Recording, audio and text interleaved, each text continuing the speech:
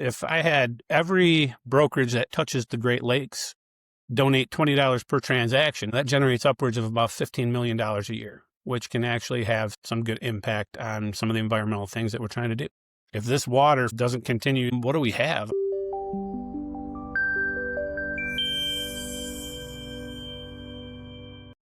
Well, I'm from Michigan. Which part? Born in Grand Rapids Okay. and grew up in Bloomfield Hills. And in fact, I'm going to be there tomorrow. Nice. My wife and I both went to Hope College there, near Grand Rapids anyway, in Holland. And our daughter's just wrapping up there. Although she's technically in Scotland studying abroad this semester. But yeah, she'll be done with Hope here soon. So I always ask, does she ever want to go into real estate? Does she? She has thought about it briefly. I think she's better off doing what she's doing. She's going to PA school after next year. And my youngest son has also thought about it, but I think he's got a way better setup doing what he's doing too. He was just accepted at Florida Gulf Coast University for their PGA management program.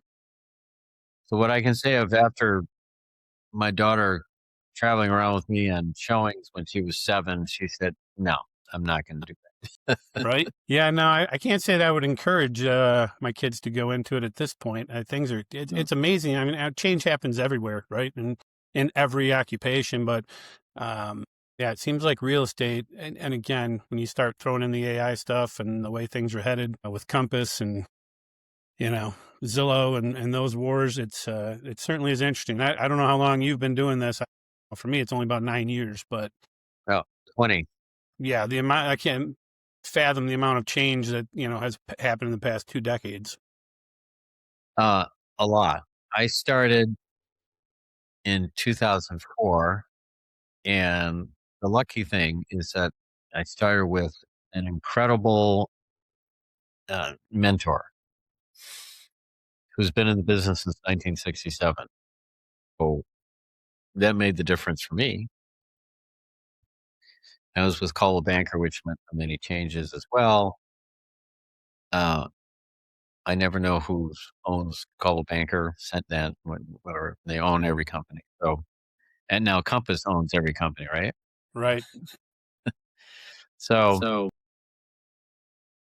Michigan, of course, I think it's the second highest number of boat sales in the country. Is it probably right behind Florida, I would guess. Yep. And 40,000 miles of shoreline. So it makes sense that you went into waterfront properties.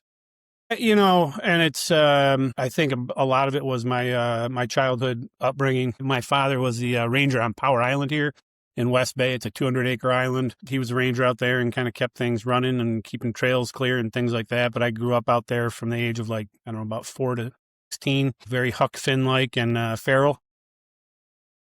Get up in the morning, the dog and I would have breakfast, go explore, and then when we got hungry, we'd come home. So, and I wouldn't change that for anything. Allowed the opportunity for sailing. We had an 18-foot Hobie Cat out there, boating. By the age of 10, I was driving a World War II Army Jeep.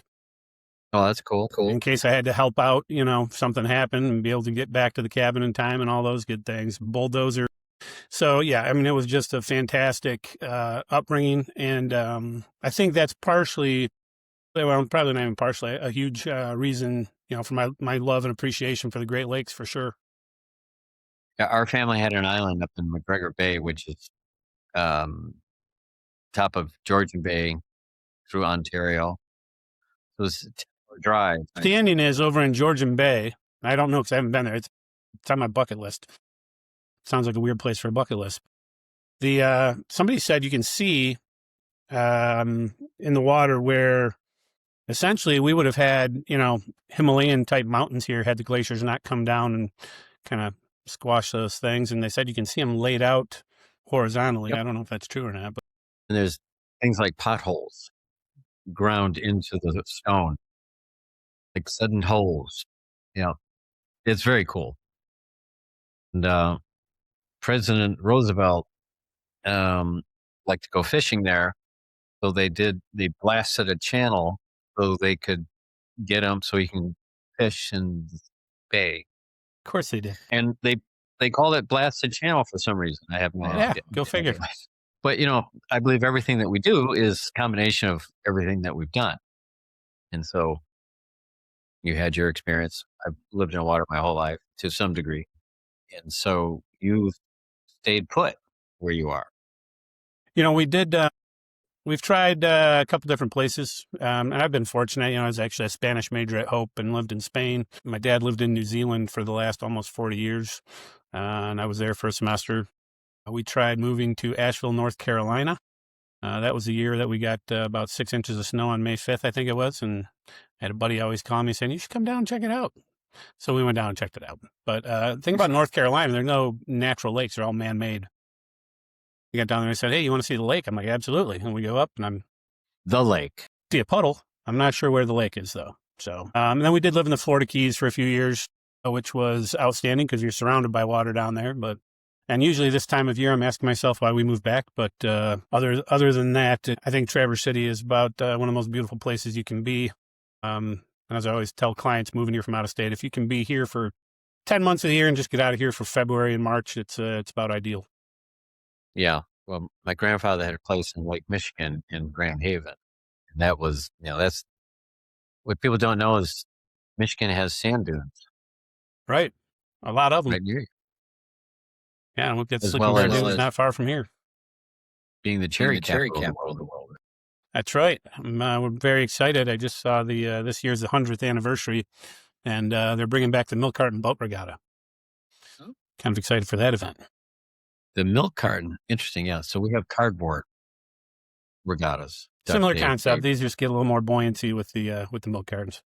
Yeah, that means you're absolutely. Pumping for waterfront properties is always a challenge. Sometimes, for sure. At least you have a lot of lakes to choose from. We have 1,300 lakes here in New Hampshire. Okay. What kind of challenges do you have with that? I see that you have some. I looked at your website. You've got some very nice lists. What's interesting. I mean, it's true. Waterfront properties, they don't behave like typical residential properties. On most lakes, 70 to probably 90% of the value is in the land itself versus the structure, right? And that's why pricing these properties feels a little bit tricky at times. I'm not a huge AI guy. Matter of fact, I have a coach from Glover U, Greg Erlinger, outstanding top sales agent in Ohio. We've had this conversation before. He's huge into the AI thing. For me, I don't want to do AI for the sake of AI. I'm looking at all these battles that we have with townships that are coming in, wanting to place, AI facilities. And I think not understanding the impact that can have on the environment, even the smallest of data centers goes through 300,000 gallons a day. When you start looking at that, what's the impact going to be? The larger AI data centers are up to 700,000 gallons a day. And we don't know the environmental impact of what impact that's going to have in the future. But that being said, there are certain things, I'd love to be able to say, well, I'm just never going to use AI. Well, the minute you turn on your phone or your laptop, AI is running in the background anyway, right? That'd be like saying, well, I'm going to go my life without using plastic. It's impossible. It's in absolutely everything, right? Or petroleum. So we try and, I've made a conscious decision with our brand as a freshwater brand and the fact that we've got a 501c3 in progress that, is dedicated to the preservation and protection of the Great Lakes. Knowing that, how do we go about using AI without using it just for the sake of using AI, right? So we have found it does really help. And it is a huge time saver, obviously, when you're doing this for comps on waterfront. Really, it helps us understand the land-driven value. Because waterfront buyers are paying for the specific lake itself, right? And as you said, here in Michigan, just in our 5-county area, we've got over 240 some named lakes. That's just inland lakes, not even including the big water here. So the specific lake itself, the frontage, of course, your view quality, the water depth and the usability of it, the orientation, is it sunrise or sunset? And then, of course, like privacy and settings. The nice part is what we have found with AI is it really quickly analyzes the past sales and really highlights which of those factors drove the price, kind of gives us a clearer picture of what the market truly rewarded in that case. It'll also break down the front foot value. I've done in the past couple of years, keeping an Excel spreadsheet over year data, right? And this really eliminates so much of that time. it'll break it down. Like I said, the frontage rarely behaves in a straight line. AI can identify the premium range for the specific lake, shows diminishing returns as the frontage increases. It'll also flag some outliers that, you don't want to be using in your comps.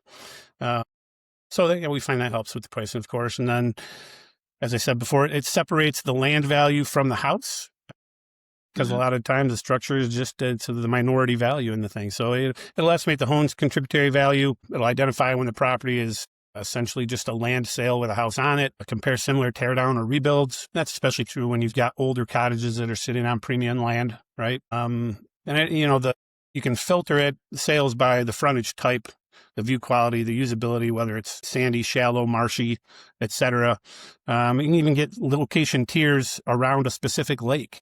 And that really allows us to give people a comp set that reflects the subject land's utility, not just the square footage or the frontage. And then ultimately that comes down to what we're all trying to do here, right? And that's communicate to our sellers, hey, here's the value, right? This is why your 1960s cottage is not going to go for what the new build down the shore just sold for. So I don't know. I find it makes our pricing strategy a little bit easier for sellers to accept. And buyers to understand. Now here we have different grades. We have oleotrophic, eutrophic, mesotrophic as a gauge of quality of a lake. Technically, it means the age of the lake, but all the lakes are the same age. But they talk about, do you have like a grading system for the different lakes? Or I put together back in December, I put together like a 58-page guide with most of especially the higher populated lakes in the area, including the bays here. I don't know that I necessarily use it. I mean, what I did, I just went through and gave just basically statistics of the lake in the first portion, uses on the lake, like separating out. We have lakes here, and a lot of people don't know this. You've got, of course, anything goes, right? You can, wake lakes. You have no wake lakes. We have timeshare lakes here that split it. So, there's no high-speed boarding or no high-speed boating before 11 a.m. and after 7 p.m. That allows the fishermen to get out there in the morning and in the evening, allows the boaters to get out there and enjoy the lake, during the hot part and the sunny part of the day, which is a great compromise. So looking at things like that, attractions in the area. And then I just basically kind of gave a summary, and most of that summary comes from my experience on the lake, taking everything into consideration, right? This is why I would rate this lake so highly, or, maybe there's an issue in the past with water quality or invasive species. We've got a couple lakes up here with milfoil starting to become an issue. I mean, when milfoil hits, then the question is, well, who's going to pay for the removal? Is it everybody who lives on the lake? Are you getting help from the state, from the county, from the township, et cetera? Because milfoil, they'll spot it with a drone first up top, and then they send in an underwater drone, and then you have to pull it by hand. So they send divers down to rake it all out. So it can be pretty costly. So they don't looking to buy on Waterfront. Yeah. Is something I will bring up to them. Hey, just so you know, this has had algal blooms, which can impact the value, of course, and it's had milfoil issues or what have you. Just, we want buyers to be aware of that. The last thing you want to do is spend $1.5–2 million on a house and then realize the water quality is not exactly what you wanted and nobody ever uses the lake. So do you have a cyanobacteria problem at some lakes? Some of the smaller lakes, obviously, we do get the PFAS issues. I mean, it's kind of becoming an issue a lot of places. Grand Traverse County just enacted as of January 1st, a point of sale. So now it's required for any property within 300 feet of water. They have to get a septic inspection done, basically.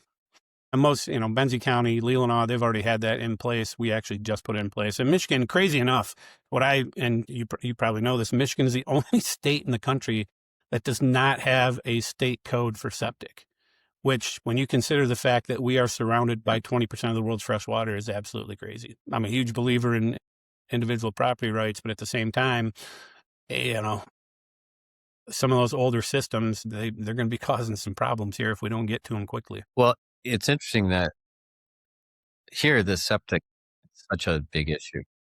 Of course, there's lots of technology for septics on small lots. setbacks are normally 150 feet from the lake and 75 feet from any well. Well, you got a lot of little tiny lots that it's hard to do. However, we have all the aggregate, the stone, the sand. Yeah. And this area has a lot of sandy loam, a lot of clay, and it does have a pretty big impact, when you're talking, the perfect example is our house. The house just south of us sold a couple of years ago, 2-bed, 2-bath. It's probably got about 80 feet of frontage here on East Bay, and sold, but it's on holding tanks. So, it ended up going right around, and it was totally remodeled inside and out. Beautiful. They did a great job. With holding tanks. Yeah, it's on holding tanks. So that means, it's got two 1,500-gallon tanks. But so the average adult, goes through 1,500 gallons a month because you got to take in everything. It's the showers, it's the gray water, it's the dishwasher, it's the laundry, it's everything, right? And so 2 adults go through 3,000 gallons. So every month you got to calculate in, an extra $400 to get that pumped out. The house 2 doors north of us, roughly the same size, 3-bed, 2-bath, about the same size frontage, same size square footage, but it was on a septic field because they had land across the road. Ended up going for a double, 1.49. Granted, it was also incredibly well done on the inside and updated and all that good stuff. But it does make a big difference. Yeah, I mean, but the biggest thing is you got to calculate in that extra $400 a month to have it pumped out. Well, I didn't think. Can you build a house with a holding? Yes, so that is doable. And it depends on what you are doing. If you're taking something down and building something new, you have to pretty much leave an existing wall if you want to be able to build in the same place, the same footprint, all that good stuff. Yeah. And then depending on the number of bedrooms you add in, you may have to upgrade those tanks. And you might even it might be a property that had a septic system prior, and now they're going to make you take it out and put in holding tanks instead. Michigan, we run into so many political battles with it. And it is crazy to me that we are the only state in the nation that does not have a statewide septic code, especially considering the fact we're surrounded by 20% of the world's fresh water. And the state rock is a Petoskey rock. That is correct. Which is coral. It is. Yes, very old coral. Turned into stone. My wife and daughter love to go along and collect them on the shore, and they polish them and, turn them into jewelry and sell them. So it's a good thing. Growing up in Lake Michigan, we would see iron ore on the beach all the time. I'm not sure. It's possible. The other thing I recall, my grandfather's place in Grand Haven, the beaches were forever. 300, 400 nice sandy beaches. And the dunes up, now you can't run down the dunes anymore because they were being like 100 feet less. And we grew up, one of our little tasks, we would rake up all the alewives. Yeah, those every once in a great while you do get a wash up of alewife coming into the bays here. One of the things that we absolutely love about Traverse City, of course, there's so much public access to water here. A lot of public beaches, and that's a big difference, it seems to me, from a lot of the towns. And like I said, my wife and I both went to Hope College in Holland, Michigan there, which has the one state park. But other than that, it's all private frontage and it's hard to access. So very fortunate here. A lot of public frontage for sure. I think some people don't realize the Great Lakes. I learned the body surf on Lake Michigan because the waves can get very big very quickly. And the Edmund Fitzgerald in Lake Superior, I think it collapsed because the waves crested like 7 times in the length of its ship, and it just broke up. Yeah. But yeah, he's the only one that made money on fast. What we get here in Traverse City is depending on which direction the wind's coming from. So if it's coming out of the north, we get massive wave buildup because it's got 100 miles to build up from Mackinac. So you get 5-foot waves rolling into the bay, but it brings all the top water in, so it's nice and warm too, right? Conversely, in 24 hours, it'll switch around. The south wind will come in, it'll blow everything out. Bay as calm as can be, but I mean, you'll have a 20-degree temperature change, in about a 24-hour period. I'm sure the fish like. Yeah, sure. It cycles that cold water from below and brings it up to the surface. It's wild. So living on the water and on the Great Lakes, it's a constant eye on the weather for sure. Yes. And the other thing that people don't know is that in the winter, it forms balls of ice. Those perfect balls of ice. Yeah, I haven't had that yet this year. It's so interesting because yesterday I woke up, all the snow and ice was piled up, pushed over onto our beach. I get out and I try and use the water year round. All this winter I cut a hole in the ice with a chainsaw, put a piece of 1-inch rigid, foam board insulation over it and kept it opened up. And so I'd sauna and cold plunge all winter long.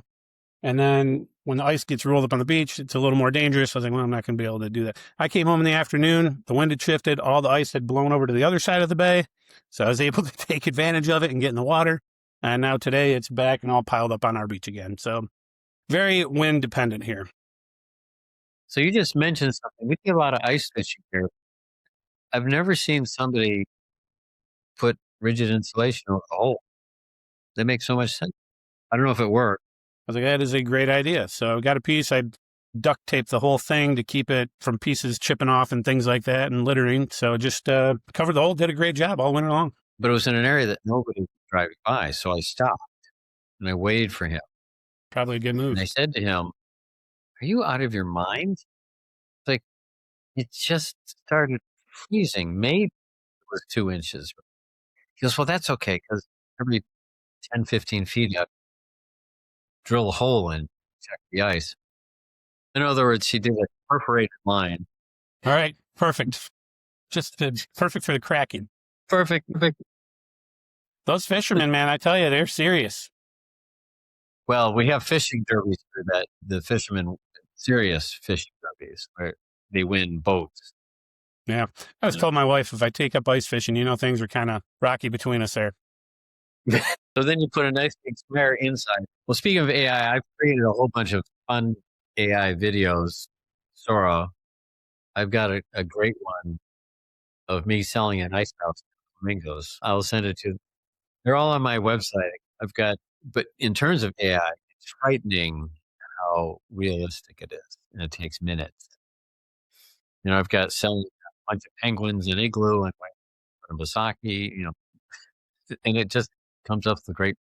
I don't know. It is wild. Like, how do you know what's real anymore? And I think that's ultimately the biggest problem with it. And Yes, I do think, I think people are going to get a little sick of it, a little leery of it. And I think it's going to come back down to those face-to-face or voice-to-voice contacts. They want to know they're working with a real person. Yet Elon is stopped making the Model S, which I have, to make robots. What are we going to do when all the jobs disappear? I don't know. Well, I don't want to communicate with my robots because they already know more than I do. He's going to ask, okay, how do we solve the Earth's problem, especially environmental problems? And he's going to be like, well, that's easy. You just got to eliminate the humans. So they may come up with their own solution, and we're right at Terminator times. Terminator was ahead of his time then. There's a whole bunch of movies where we're toast. Now, I've run into a lot of scams. Yeah, we're getting better, like recognizing them now. Phone calls coming in, you see the number, where it's coming from, what they're asking for. Oh, well, I can't make it, etc. For the closing. There's all these little scams that they're just trying to get the deed to the property and have you sell it, even though they don't own it. Yeah, so it's definitely on the upswing, but we're doing a pretty good job of catching all those things, so not wasting our time with it either. True. There was one that was mostly land. I had 4 of them last couple weeks. One was my client said, "Oh, look, there's these 3 lots. I'm going to be an auction. Just just check it out for me." And it was an auction mailer. They didn't know. They had no say.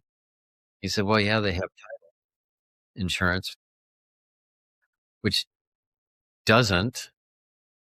It's the owners paying cash, no title insurance. But I saved him from plucking out $1,000 cash. And that was, yeah. And the day after, I got one for a listing here in Hillsborough.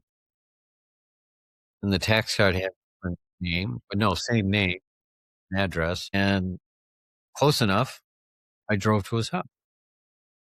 He didn't know who I was, but at least he knew immediately that his identity was breached. And of course, this guy called 2 different agents at the same time. So we were all going to sell Well, now, that must have been was that last month? Now you've got the March 1st new FinCEN requirements. So any Yep. cash deals and trust or LLCs, there's a whole new, what is it, 145 data points that they want to collect on that now or whatever it is. That's crazy. Yep. Yep.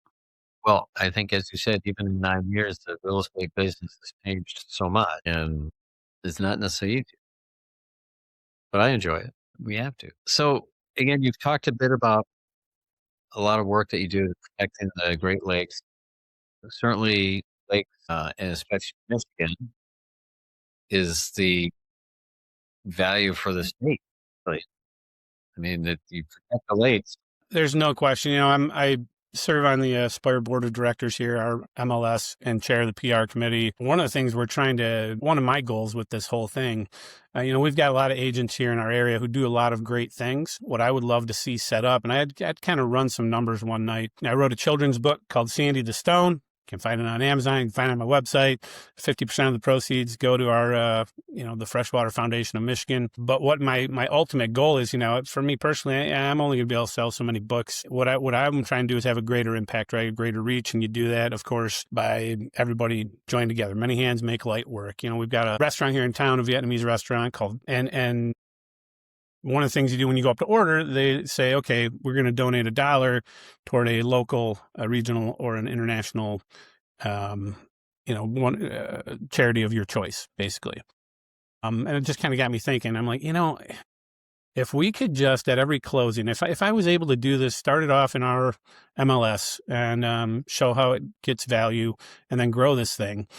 If at the closing table, the buyer, the seller, the listing agent, the buying agent, and title were given a form saying, hey, I'd like to donate $20, $50, $100 or other amount to one of these three things, whether it be for housing, whether it be for the environment, whether it be for veterans, and again, we've got a lot of agents here in the area who do a lot with all of those things. But I just figured out, running the numbers, if I had every brokerage that touches the Great Lakes donate $20 per transaction, that generates upwards of about $15 million a year, which can actually have some good impact on some of the environmental things that we're trying to do. Good idea. Well, plus it just keeps them. You can't collect $15 million on your own. Come on.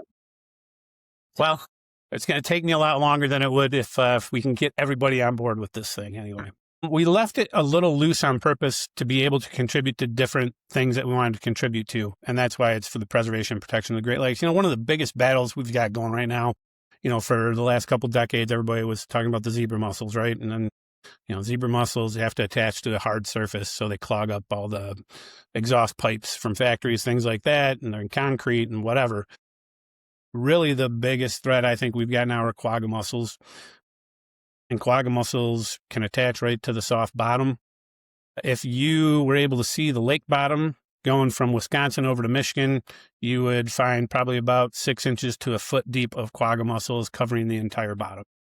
And they are in every Great Lake now, with the exception of basically Lake Superior. There's one small patch in Lake Superior they keep a really good eye on and try and mitigate it as much as possible. But quagga mussels, one quagga mussel filters about 1 liter a day. When you talk about that much filtration, multiply that by how many millions there are on the lake bed, the water's going to get clearer, the sunlight's going to penetrate deeper, the plant life. I mean, it's going to be a ecological disaster for our food web and everything else. So that's kind of where one of the main things that we're looking at, helping figure out. So what about the flying carp coming up from Mississippi? It's probably just a matter of time, right?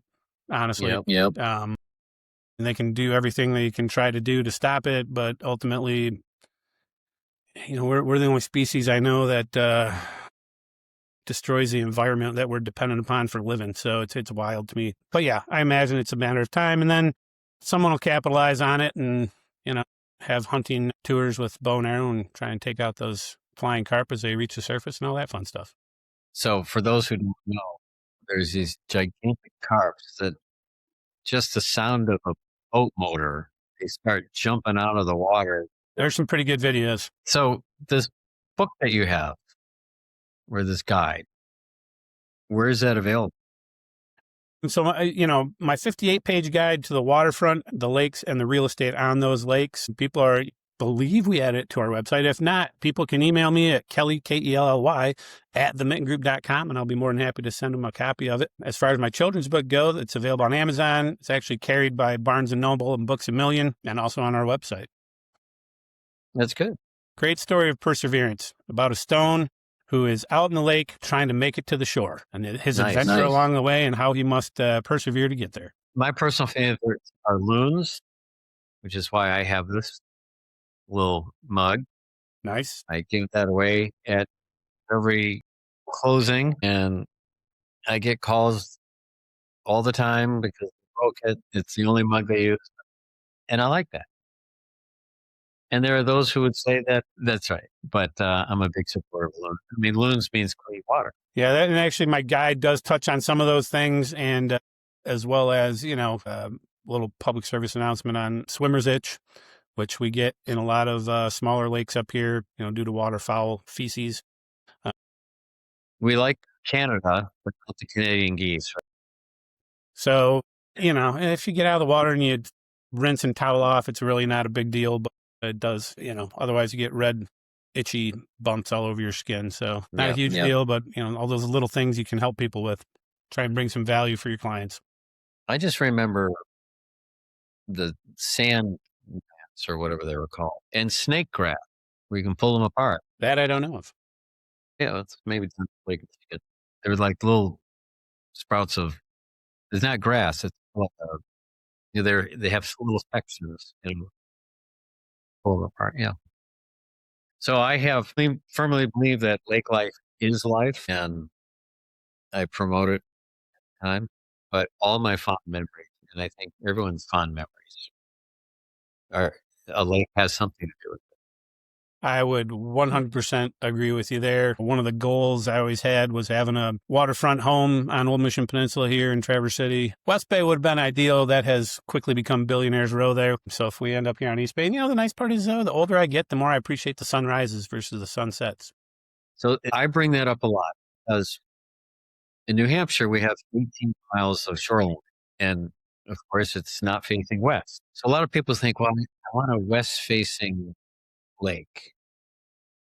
So here's the thing. The storm comes from the west. It washes all the sand away.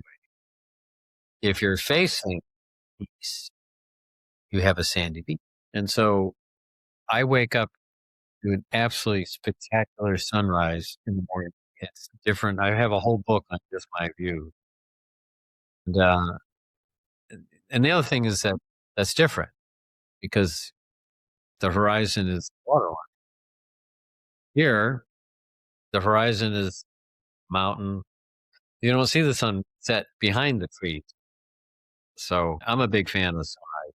I just find that it makes such a big difference in your life when you look forward to waking up every morning, right? And in my case, it may be the way I wake up. And then your day is off and running. It's fantastic.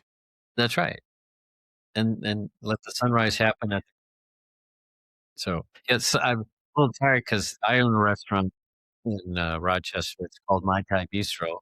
My wife is Thai, so she's the Mai Tai of the My Thai Bistro. We were closing up shop at 9 o'clock after Home Depot was closed, and a 6x7 picture window shattered into pieces.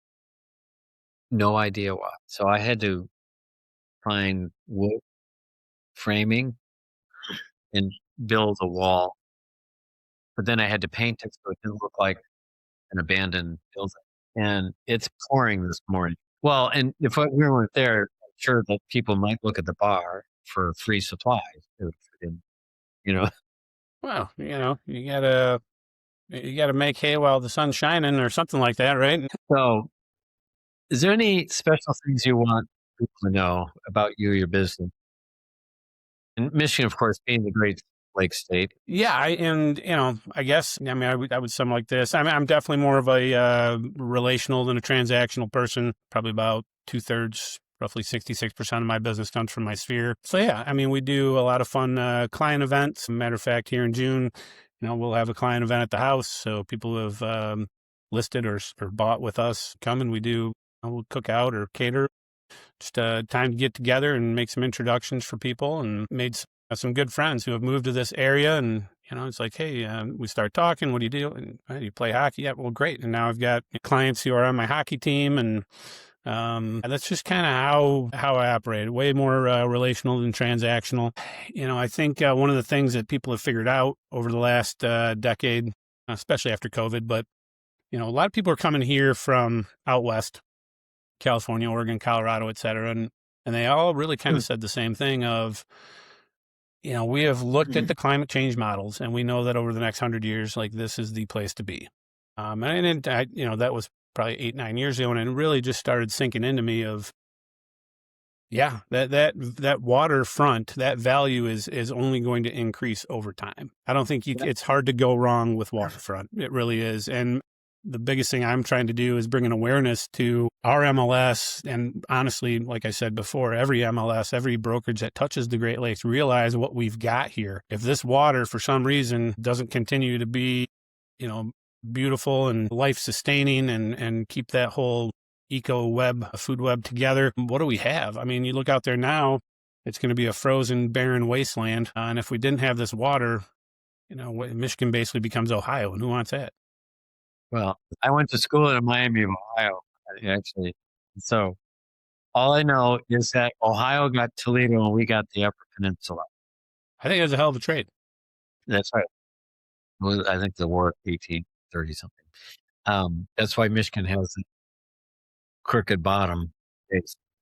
Yep. And it also has a river that goes clear across the lake. Yeah.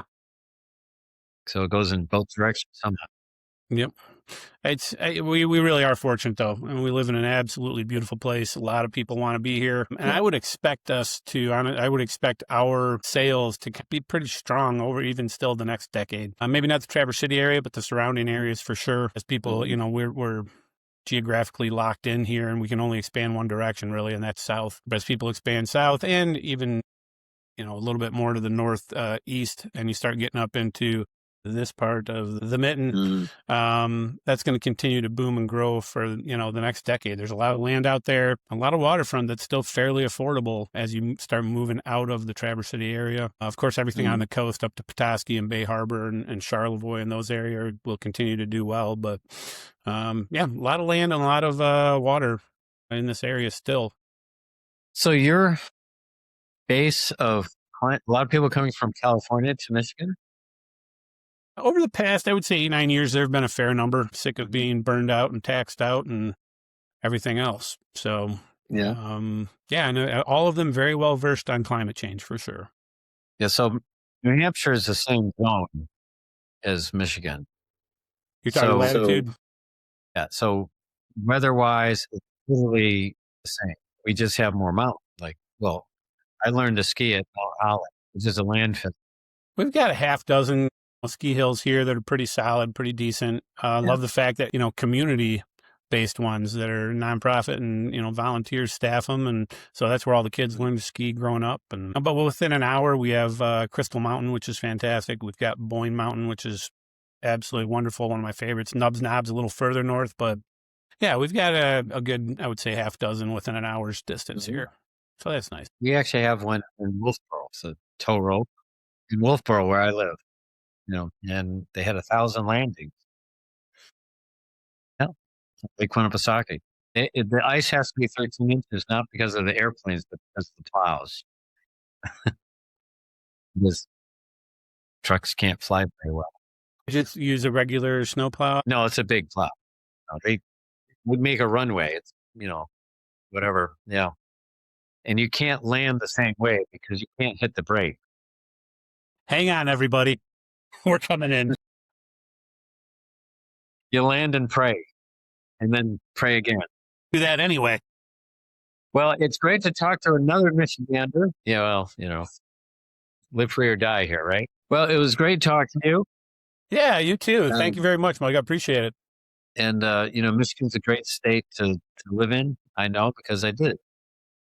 And then I moved to New York City right after that. What was I doing? New Hampshire's on my list. I haven't been out that way, but at some point in time, I'd like to go and visit that in Vermont and hit that whole area. Yep, it's a great state. And if you do, let me know. I'll see you around. Okay. Well, you have a great day. Thank you so much for the talk. Learned a lot, and our success all depends on each other. That's what I say. Absolutely. 100%. So thank you for talking, and I'll talk to you later. Thanks for tuning in to the Waterfront Agent Podcast. I'll be back with some more stories, tips, and expert interviews, and hopefully some humor. So make sure to subscribe, and I'll see you in the next episode.